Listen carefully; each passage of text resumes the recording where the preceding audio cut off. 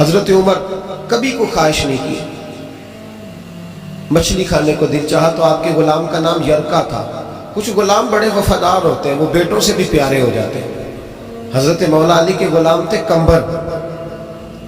تو ایک دن کمبر نے کہا حضور آپ نے کبھی خوش ہو کے بتایا نہیں کہ آپ کتنے خوش ہیں. تو آپ فرمانے لگے میں تجھے خوش ہو کے بتاتا نہیں میں تجھ سے کتنا خوش ہوں. جب میں تجھ سے خوش ہوتا ہوں نا تو میں تیرے لیے اسی طرح دعا مانگتا ہوں جس طرح میں اپنے حسن اور حسین کے لیے دعا مانگتا ہوں. کچھ غلام بڑے پیارے ہوتے ہیں، وہ دعائیں کراتے نہیں، وہ دعائیں لے لیتے ہیں. ان سے دعائیں نکلتی ہیں، وہ فیکٹری میں ملازمت ڈیوٹی سمجھ کے نہیں کرتے، وہ اپنا گھر بنا لیتے ہیں. وہ وفادار ہوتے ہیں، وفادار. اور اصلہ نال جے نیکی کریے تو نسلہ تاک نہیں بھول دے ہوتے. تو یرکا آپ کا بڑا وفادار غلام تھا. ایک دن آپ نے کہا مچھلی کھانے کو دل کرتا ہے، لیکن مسئلہ یہ ہے کہ 8 میل جانا پڑے گا مچھلی لینے، 8 میل آنا پڑے گا. رہنے دو، کھاتے ہی نہیں، چھوڑو اپنے لیے اب چھوٹی سی خواہش کے لیے اتنی مشقت کرنا.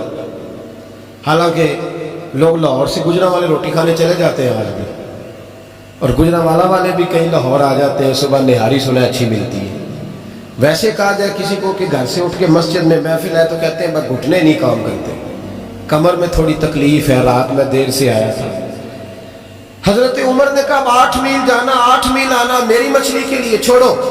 وہ غلام کہتے ہیں میں سالوں سے آپ کا خادم تھا، کبھی آپ نے کوئی خواہش کی نہیں تھی، پر آج جب کی نہ خواہش تو میں نے کہا کہ خواہش کر لی ہے اور کی بھی پہلی دفعہ ہے تو میں پوری نہ کروں. کہتے ہیں جناب عمر نماز پڑھنے گئے تو مجھے پتا تھا کہ کچھ مہمان آئے ہیں، عصر ان کی ہو جائے گی. کہتے میں نے حضرت عمر کے پیچھے نماز پڑھی، ظہر کی 2 رکعتیں سنت پڑھ کے تو میں گھوڑے پہ بیٹھا. عربی نسل کا گھوڑا بندھا ہوا تھا، دوڑا کے گھوڑا میں پہنچ گیا. عربی نسل کے گھوڑے کو 8 میل کیا کہتے ہیں؟ کہتے ہیں کہ ٹوکرا مچھلی کا خریدا، کئی کلو مچھلی خرید کے تو میں حضرت عمر کی عصر کی نماز ہونے سے پہلے پہلے واپس بھی آ گیا. کہتے ہیں گھوڑے کو میں نے ٹھنڈی چھاؤں میں باندھا تاکہ اس کو پسینہ آیا تو خشک ہو جائے، جناب عمر کہیں دیکھ نہ لے. کہتے ہیں وہ اس کو پسینہ خشک ہو گیا. جب میں اس کے قریب گیا تو گرد و غبار، وہ پسینہ خشک ہوا تو جو مٹی کیچڑ تھا وہ خشک ہو گیا. تو میں نے کہا حضرت عمر تو پھر دیکھ لیں گے. کہتے ہیں میں فٹافٹ گھوڑے کو کنویں پہ لے گیا، میں نے اسے غسل کرایا اچھی طرح. جب گھوڑے کو غسل کرایا پھر لا کے چھاؤں میں باندھا. ہماری خواہشیں ہوتی ہیں تو کیا حال ہوتا ہے، لیکن یہ خواہش پوری کر کے ڈر رہے ہیں. ضمیر زندہ ہے نا، اندر کے روگ ختم ہو چکے. فرماتے ہیں کہ جب عصر کی نماز پڑھ کے حضرت عمر آئے، میں نے بھی نماز ان کے پیچھے پڑھی. گھر آئے تو میں نے کہا حضور اللہ نے آپ کی خواہش پوری کر دی ہے، مچھلی کا بندوبست ہو گیا ہے، بس تھوڑی دیر میں پکا کے پیش کرتا ہوں. کہتے میں نے یہ لفظ کہے تو جناب عمر اٹھے اور گھوڑے کے پاس چلے گئے. گھوڑے کی پشت پہ ہاتھ پھیرا، اس کی ٹانگوں پہ ہاتھ پھیرا. پھر حضرت عمر گھوڑے کے کانوں کے پاس گئے تو اس کا ایک کان اوپر اٹھایا تو کہنے لگے یرکا ادھر آ یار. تو میں قریب آیا تو کہنے لگے تو نے سارا گھوڑا دھو ڈالا ہے پر کانوں کے پیچھے سے پسینہ خشک کرنا تجھے یاد ہی نہیں رہا.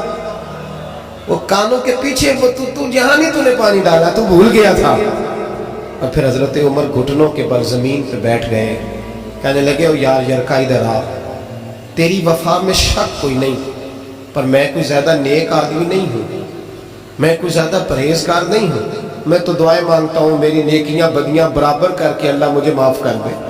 میں نے کوئی زیادہ تقویٰ نہیں اختیار کیا. یار ایک بات بتا، اگر یہ گھوڑا قیامت کے دن اللہ کی بارگاہ میں کہے کہ یا اللہ عمر نے اپنی ایک خواہش پوری کرنے کے لیے مجھے 16 میل کا سفر کرایا، اے اللہ میں جانور تھا، بے زبان تھا، یہ میری غلطی، 16 میل کا سفر ایک خواہش پوری کرنے کے لیے.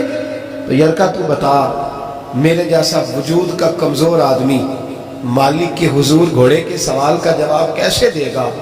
وہ یرکا کہتے ہیں میں اپنے باپ کے فوت ہونے میں اتنا نہیں رویا تھا جتنا میں آج رویا.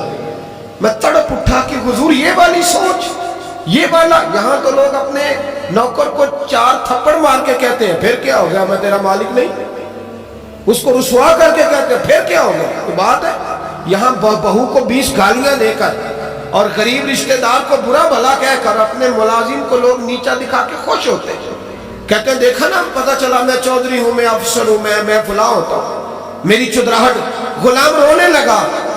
جناب عمر کہنے لگے اب اس طرح کر، گھوڑے کو تھوڑا چارہ اضافی ڈال. اور جو تو مچھلی لے کے آیا ہے نا یہ مدینے کے کسی غریب گھر میں لے جاؤ اور ان غریبوں کو ساری مچھلی دے کے کہنا تیری بخشش کی دعا بھی کریں عمر کی معافی کے لیے بھی دعا کریں۔ جب ضمیر زندہ ہوتا ہے نا پھر اتنی سی بات بھی بوجھ بنتی ہے، اور اگر ضمیر مر جائے تو لوگ قتل کی بھی وضاحتیں دینے لگ جاتے ہیں، لوگ کروڑوں کی کرپشن کر کے اس کی بھی وضاحتیں دینے لگ جاتے ہیں، لوگ اس کے حق میں بھی جب ضمیر مردہ ہوتا ہے